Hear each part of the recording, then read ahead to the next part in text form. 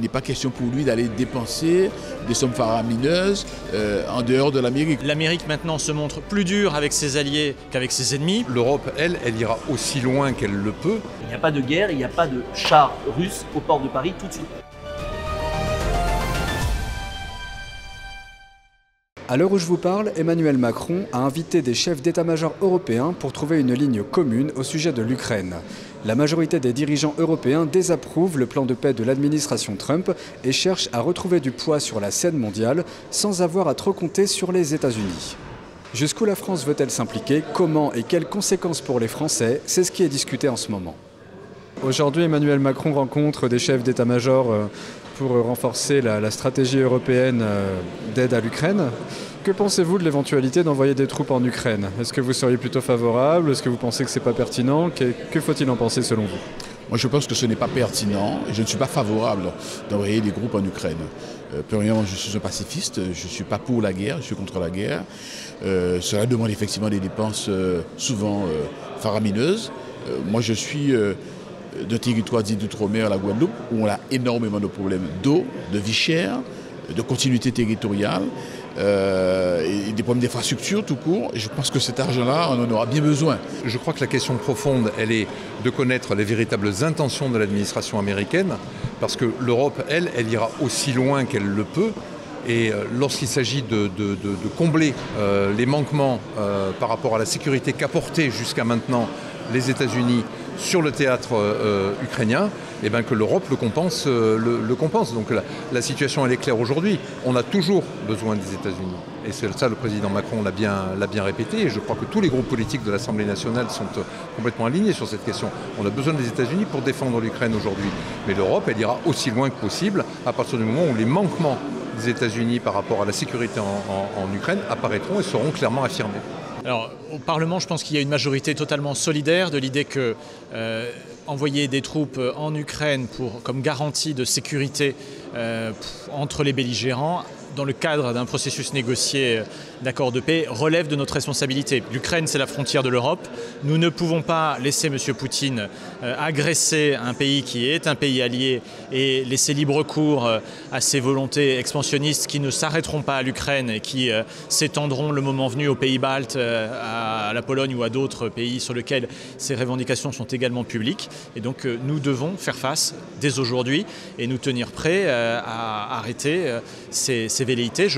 Je considère comme beaucoup que redonner de l'espoir à M. Poutine alors qu'il donnait tous les signes d'essoufflement et d'affaiblissement de sa machine de guerre est une erreur capitale et dramatique et criminelle de la part des Américains notamment.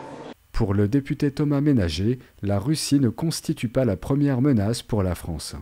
Non, je crois que alors, soit vous faites semblant de ne pas comprendre, soit vous avez des difficultés avec la subtilité. On peut considérer qu'il y a une menace russe, multidimensionnelle, on voit qu'il menace déjà actuellement, avant même une possible guerre, que l'on ne souhaite pas bien entendu et qui n'est pas imminente avec la Russie, mais qui menace nos intérêts en mer Noire, à Mayotte, mais considérer qu'à court terme, aujourd'hui, la menace la plus prégnante, la plus visible, la plus concrète est celle de l'islamisme radical. Ce ne sont pas les Russes qui ont tué encore un de nos compatriotes à Mulhouse il y a 2-3 semaines, c'est bien entendu l'islamisme radical. Donc il y a une menace imminente actuelle qu'il faut traiter et sur laquelle il y a un petit peu une volonté de fermer les yeux de la part de certains.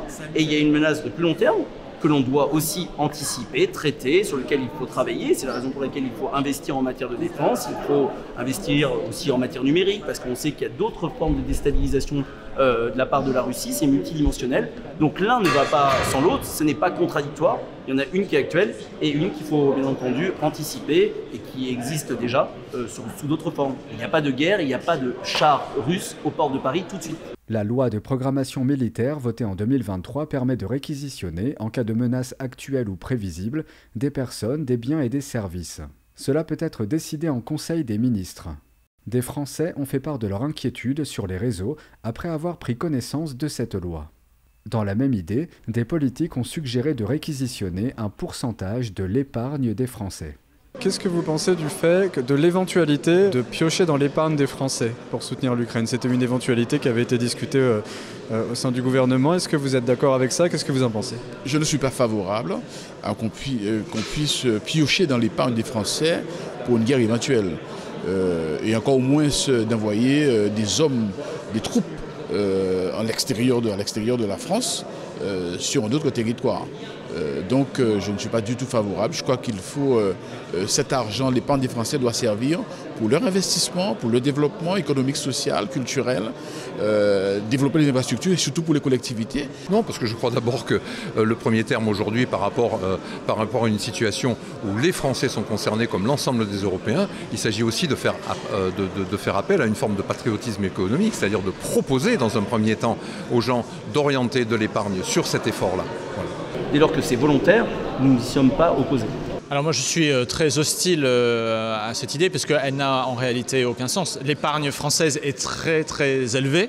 Nous sommes un pays très riche, mais ce n'est pas aux Français de financer une opération qui concerne l'Ukraine. Moi je suis totalement convaincu, comme une majorité de Français et sans doute une majorité aussi de députés, que nous devons mettre la main sur les avoirs russes qui ont été gelés auprès des banques centrales et nous devons nous comporter face à Poutine avec la même dureté qu'il le fait lui-même. Il ne respecte pas les règles. Nous n'avons pas, nous, à être totalement innocents. Nous devons aussi nous battre avec ces moyens-là. Et donc, je pense que nous devons mobiliser ces avoirs qui relèvent d'une pétromonarchie voyou russe et les mettre au service de l'effort de guerre ukrainien et de la défense européenne.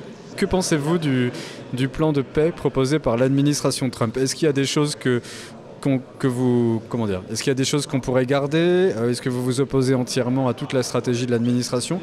Quel est votre regard là-dessus? C'est ma dernière question. Évidemment, dès lors qu'il y a un plan pour la paix, d'une manière générale, je ne peux être que d'accord. Bon, maintenant, venant de Trump, on a bien compris que lui, ce qui l'intéresse, c'est la préservation des États-Unis, c'est de faire en sorte que les États-Unis puissent garder justement leur denier, leur argent. Et il n'est pas question pour lui d'aller dépenser des sommes faramineuses en dehors de l'Amérique. On a très bien vu qu'ils ont coupé déjà un certain nombre de moyens à l'Ukraine. Pourquoi? Parce que Trump se dit, moi cet argent-là, je le veux pour moi, je le veux pour le développement. Et évidemment, c'est un pays impérialiste pour l'impérialisme américain. Voilà, tout simplement. Je ne sens pas un plan de paix du côté de Trump, je sens des transactions. Voilà, et les transactions, c'est le contraire du droit international. On peut faire un cessez-le-feu avec une transaction, on ne peut pas construire une architecture de sécurité. S'il y a cessez-le-feu, il faudra le garantir. Il faudra le garantir avec des troupes, certainement des troupes au sol. Voilà. Aujourd'hui, il y a d'autres choses qu'on peut réfléchir. C'est la protection du ciel au-dessus des oblasts civils. Voilà, c'est quelque chose qu'on peut faire, dont on peut discuter. Ce n'est pas de l'escalade.